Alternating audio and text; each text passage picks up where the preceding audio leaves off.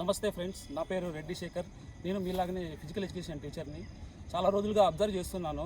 Exam అయిపోయిన మరుసటి రోజు నుండి అబ్జర్వ్ చేస్తున్నాను. రకరకాల అబ్జెక్షన్స్ పెడుతున్నారు. మనకి ఒక్కొక్కరు ఒక్కొక్కటి చెప్తున్నారు. బట్ కానీ రియల్గా మనకి ఏవి ఎగ్జామ్లో కరెక్ట్ అనే దానికి ఒక రెఫరెన్స్, దాంతోపాటు ఏ బుక్స్లో రెఫరెన్సెస్ తీసుకోవాలా అనేది క్లియర్ కట్గా నేను ఎక్స్ప్లెయిన్ చేయాలనుకుంటున్నాను.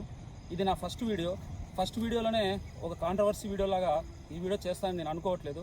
బట్ కానీ చాలామంది నా ఫ్రెండ్స్ రిక్వెస్ట్ వల్ల మీరు చేయండి, మీరు రెఫరెన్సెస్ అవన్నీ తీసి అబ్జెక్షన్స్ రియల్గా మనకి 150 క్వశ్చన్స్లో ఏవి రియల్గా మనకి ఆన్సర్ కలుస్తాయి, నిజంగా ఏవి కలవాలా అనే దాని గురించి చాలామంది నా ఫ్రెండ్స్ రిక్వెస్ట్ చేశారు. అందుకనే ఫస్ట్ వీడియోనే దీని మీద చేస్తున్నాను. మీరందరూ కూడా ఏదైనా తప్పు ఉంటే నన్ను మన్నించండి. అదేవిధంగా నన్ను సపోర్ట్ చేయండి. ఇంకటి నుంచి మీకు ఫిజికల్ ఎడ్యుకేషన్ సంబంధించి ఎలాంటి ఇన్ఫర్మేషన్ కావాలనుకున్నా, మన ఇండియాలో ఫిజికల్ ఎడ్యుకేషన్ సంబంధించి ఎలాంటి ఇన్ఫర్మేషన్ కావాలనుకున్నా తెలుగులో నీట్గా క్లియర్గా ఎక్స్ప్లెయిన్ చేస్తాను. మీకు ఏదైనా కానీ ఫిజికల్ ఎడ్యుకేషన్ పైన ఎలాంటి డౌట్స్ ఉన్నా మీరు కమెంట్స్లో పోస్ట్ చేయండి. నేను దానికి ప్రతి ఒక్కదానికి చూసి ఖచ్చితంగా మీకు దాని గురించి ఎక్స్ప్లెయిన్ చేస్తాను. Thank you. ఓకే, ఇప్పుడు మనము అబ్జెక్షన్స్ అనేటివి ఏందో చూద్దాం ఒకసారి. ముందుగా మనము ఈ క్వశ్చన్స్ అన్ని అబ్జెక్షన్స్ అవన్నీ రైజ్ చేయాలంటే మనకి ఫస్ట్ సిలబస్ పైన అవగాహన ఉండాలా. మనకి ఇక్కడ మీరు సిలబస్లో గమనిస్తే యాజ్ పర్ బీపీడీ కరికులం అని ఇచ్చాడు. అంటే ఇక్కడ ఇచ్చిన సిలబస్ మొత్తం కూడా బీపీడీ కరికులంని బేస్ చేసి ఇచ్చామని. అంటే మనము బీపీడీ సంబంధించిన బుక్స్ చదివితే సరిపోతుంది. మనము చూద్దాం. నెక్స్ట్ ఇదొకటి, యాజ్ పర్ బీపీడీ కరికులం అంటే ఇలా ఉంటాయి బుక్స్ అనేది కూడా. మీరు చూసినారనుకోండి, ఇప్పుడు స్పోర్ట్స్ ట్రైనింగ్ ఇక్కడ ఏమని ఇచ్చాడు, as per NCTE BPD prescribed syllabus అన్నాడు. అంటే మనకి ఈ సంబంధించిన బుక్స్లోనే మనకు పూర్తిగా ఈ డిఎస్సికి సంబంధించి మొత్తం సిలబస్ అనేది కవర్ అయి ఉంటుంది. ఇలాంటి బుక్స్ ఉంటాయి. ఇవన్నీ కూడా ఏంటివంటే ఎన్సిటిఈ సిలబస్. ఓకేనా. ఇప్పుడు చూడండి, మొదటి ప్రశ్న చూస్తే నిన్న జడ్జి గారికి మన వాళ్ళు ఫైల్ చేసినది, the following are not in audio visual aid.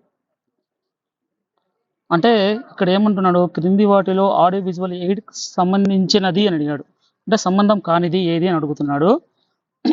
మనకు ఆన్సర్ డిబేట్స్ ఇచ్చారు. అది నిజంగా కరెక్టా కాదా అనేది ఒకసారి చూద్దాం. ఈ టాపిక్ మనకి మెథడ్స్లో కవర్ అవుతుంది కాబట్టి ఇక్కడ చూడండి, ఇది మెథడ్స్ ఇన్ ఫిజికల్ ఎడ్యుకేషన్ అనే ఒక బుక్. ఇది తమిళనాడు ఫిజికల్ ఎడ్యుకేషన్ వాళ్ళకి సంబంధించిన మెటీరియల్. మనకి సిలబస్ అంతా కూడా మనకు యాజ్ పర్ బీపీడీ కరికులం ఇచ్చినారు కాబట్టి నేను మొత్తం బీపీడీ కరికులం బుక్సే చదివాను. దానికి సంబంధించి ఇక్కడ చూస్తే మనకి ఈ ఫస్ట్ మనకి ఆడియో విజువల్ ఎయిడ్స్ అంటే ఏందో చూద్దాం. ఈ ఆడియో విజువల్ ఎయిడ్స్ అనేవి టీచింగ్ ఎయిడ్స్. ఈ టీచింగ్ ఎయిడ్స్ అనేటివి అన్నీ కూడా మనకి టూల్స్. మనకి ఇక్కడ కో కరికులర్ యాక్టివిటీస్ అనేసి ఒక చూడండి. మీరు ఇక్కడ మనకి టీచింగ్ ఎయిడ్స్ అనేవి 3 రకాలు ఉన్నాయి. Community, co curricular activities, audio visual AIDS అని. మనకి కమ్యూనిటీ అంటే కొన్ని వచ్చాయి చూడండి, జూ పార్క్ కావచ్చు, యాక్వేరియం ఇట్లా ఉన్నాయి, మ్యూజియం అలా ఉన్నాయి కదా. అలాగే కో కరికులర్ యాక్టివిటీస్ అంటే మనకు ఎన్సిసి క్యాంపింగ్, హైకింగ్ ఇలా ఉంటూ మనకి డిబేట్స్ అని వాడు నీట్గా ఇచ్చాడు.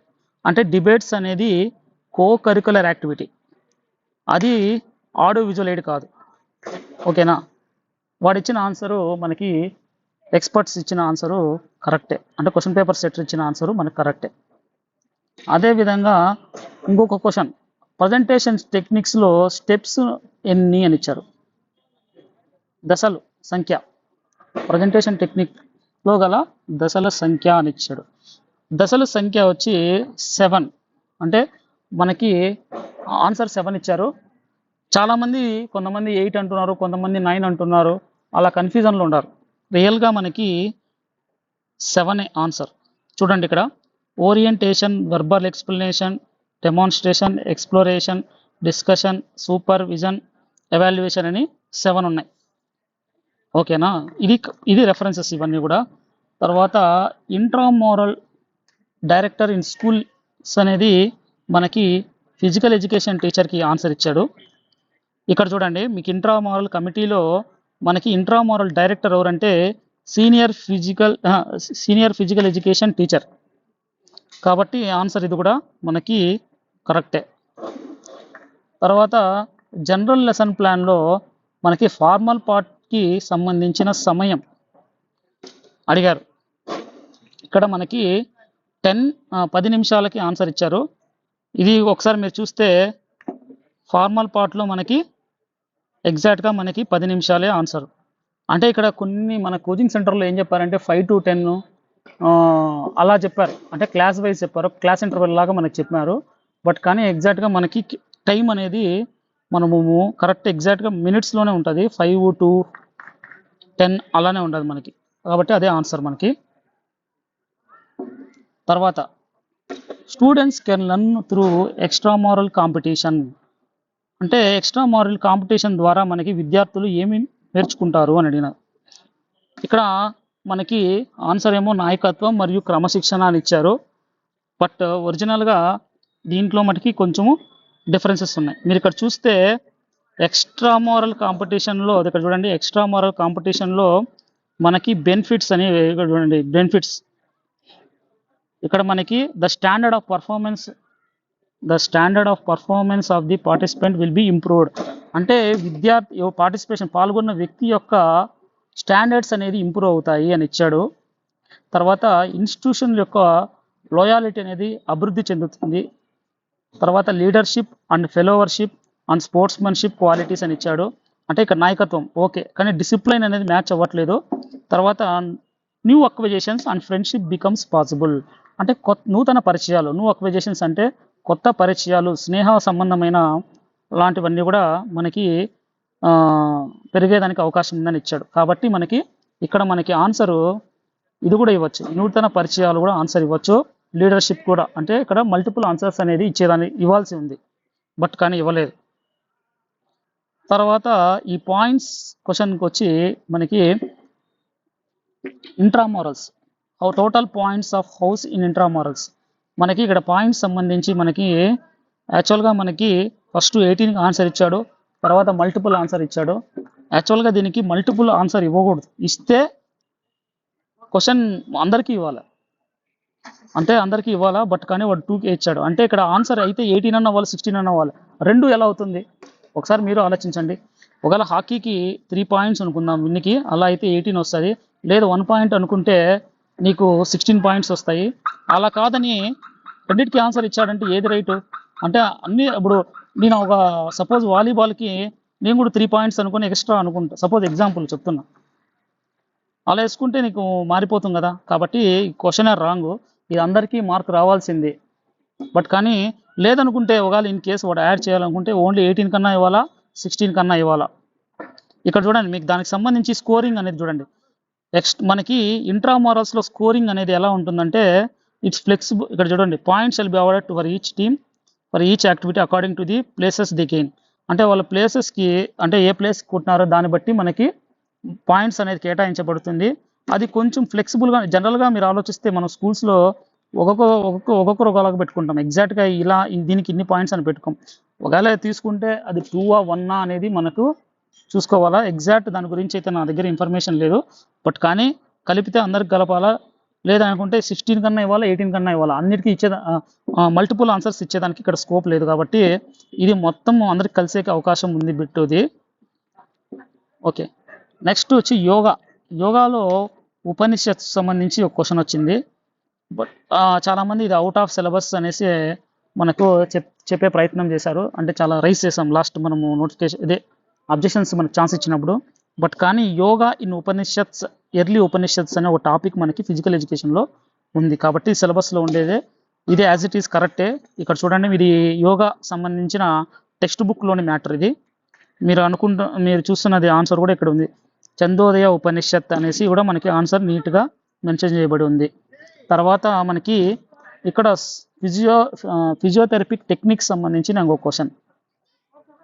ఫిజియోథెరపీకి సంబంధించిన క్వశ్చన్లో మనకి ఈ కింది వాణిలో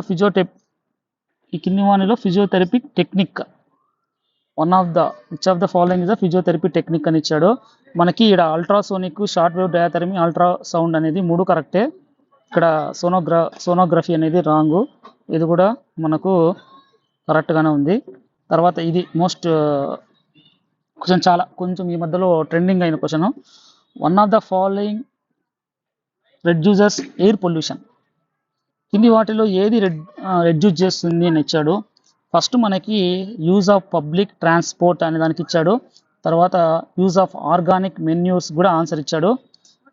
నిజంగా మాట్లాడితే ఇక్కడ చూడండి, primary sources of air pollution చూసినారనుకోండి, మనకి ఫస్ట్ మనకు కనపడేది వచ్చి మనకి gases comes out from various factories such as metals, oil refineries, factories where chemical fertilisers, pesticides are manufactured అన్నాడు. కాబట్టి మనకి మొదట ప్రాథమిక గాలి వాయు కాలుష్యం, ప్రాథమిక వాయు కాలుష్యం సంబంధించి మొదటగా యూజ్ ఆఫ్ ఆర్గానిక్ మెన్యూర్సే. ఇది మనం వాడడం వల్ల మనకు వాయు కాలుష్యం అనేది తగ్గుతుంది. ఆన్సర్ అతను ఇచ్చింది, మనకి ఎగ్జామినర్స్ ఇచ్చింది ఎగ్జాక్ట్గా అది కూడా కరెక్టే. యూజ్ ఆఫ్ పబ్లిక్ ట్రాన్స్పోర్ట్ కూడా కరెక్టే, మనకి రెండు కూడా ఆప్షన్స్ కరెక్టే. తర్వాత ఫ్లాట్ బోన్, అంటే ఫ్లాట్ బోన్ సంబంధించి మనకు చూడండి, స్టెర్నమ్ ఇస్ మనకి రైట్ ఆన్సరు. మళ్ళీ ఎథిమాయిడ్ కలిపాడు, అది ఎందుకు కలిపాడో తెలియట్లేదు. ఇక్కడ చూడండి, మనకి ఇది కూడా బీపీడీ టెక్స్ట్ బుక్లోనిదే. మనకి ఫ్లాట్ బోన్ చూసారనుకోండి, స్టెర్నమ్ అని ఉంది. అదే ఇర్రెగ్యులర్ బోన్ సంబంధించి ఎథిమాయిడ్ అని ఉంది. కాబట్టి దీనికి ఎథిమాయిడ్కి ఇచ్చేదానికి స్కోప్ లేదు, కానీ ఇచ్చాడు. ఇది మనం రైస్ చేస్తే యూజ్ అవుతుంది. తర్వాత లార్జ్ ఇంటెస్టైన్లో మనకు పెద్ద ప్రేగులు ఎన్ని భాగాలుగా విభజించబడుతుంది అనే దానికి 4కి ఆన్సర్ ఇచ్చాడు. ఇది కూడా ఆన్సర్ కరెక్టే. ఇది ఫిజికల్ ఎడ్యుకేషన్ టెక్స్ట్ బుక్లోని ఆన్సర్.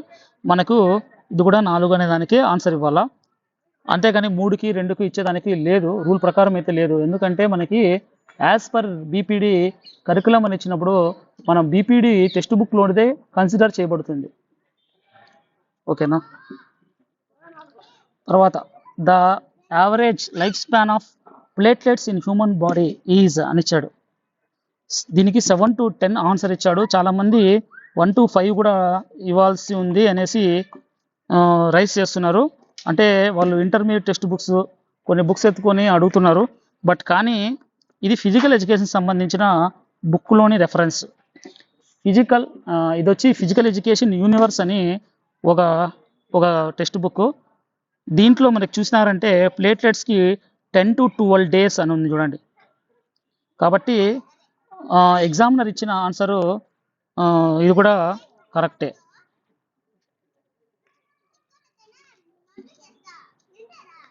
తర్వాత speed of an athlete depends to A considerable extent on which system అన్నాడు. అంటే speed of an athlete depends to A considerable extent on which system అని ఇచ్చినాడు. అథ్లెట్ యొక్క వేగము గణనీయమైన స్థాయిలో పెరుగుట ఏ వ్యవస్థపై ఆధారపడుతుంది అని ఇచ్చాడు. మొదటేమో నర్వస్ సిస్టమ్కి ఇచ్చాడు, నాడీ వ్యవస్థకి. తర్వాత మస్కులర్ సిస్టమ్కి ఇచ్చాడు ఆన్సరు. యాక్చువల్గా ఇది నర్వస్ సిస్టమే ఆన్సరు, మస్కులర్ సిస్టమ్ అయితే కాదు. మీరు ఇక్కడ చూసారంటే దానికి సంబంధించి మీరు చూడండి, regulating procedure of nervous system. మనకి ఇక్కడ మీరు ఒకసారి చూస్తే మీకు ఇది ఒకసారి నీట్గా చదవండి, ఒకసారి మీకు నీట్గా దీని గురించి అర్థమవుతుంది.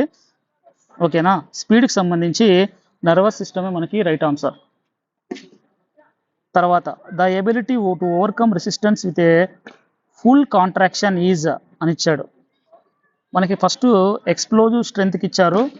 తర్వాత ఇప్పుడు చాలామంది మ్యాక్సిమం స్ట్రెంత్కి ఆన్సర్ ఇవ్వాలని అడుగుతున్నారు.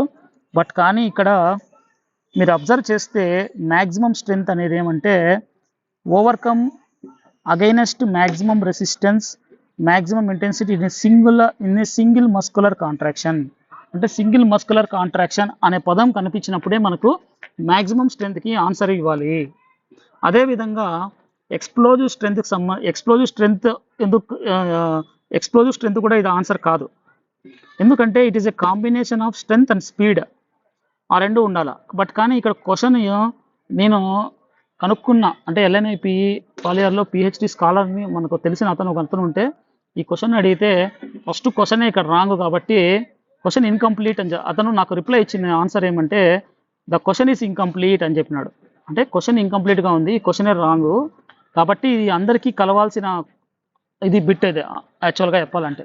అంటే మ్యాక్సిమం స్ట్రెంత్ రైట్ కాదు, ఎక్స్ప్లోజివ్ స్ట్రెంత్ కూడా రైట్ కాదు. ఎందుకంటే వాడు సింగిల్ మస్కులర్ కాంట్రాక్షన్ అనే పదం కనపడింటే మ్యాక్సిమం స్ట్రెంత్కి ఇవ్వాలా.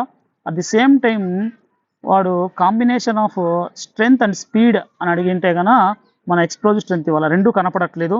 ఇక్కడ కూడా చూడండి, ఇది బీపీటీ టెక్స్ట్ బుక్లో ఇక్కడ కూడా మీరు చూస్తే intensity of stimulus in a single muscular contraction ఇచ్చాడు మ్యాక్సిమం స్ట్రెంత్కి. అదేవిధంగా it is the ability of the muscle to get over resistance of sub maximal intensity of stimulus అని ఇచ్చాడు.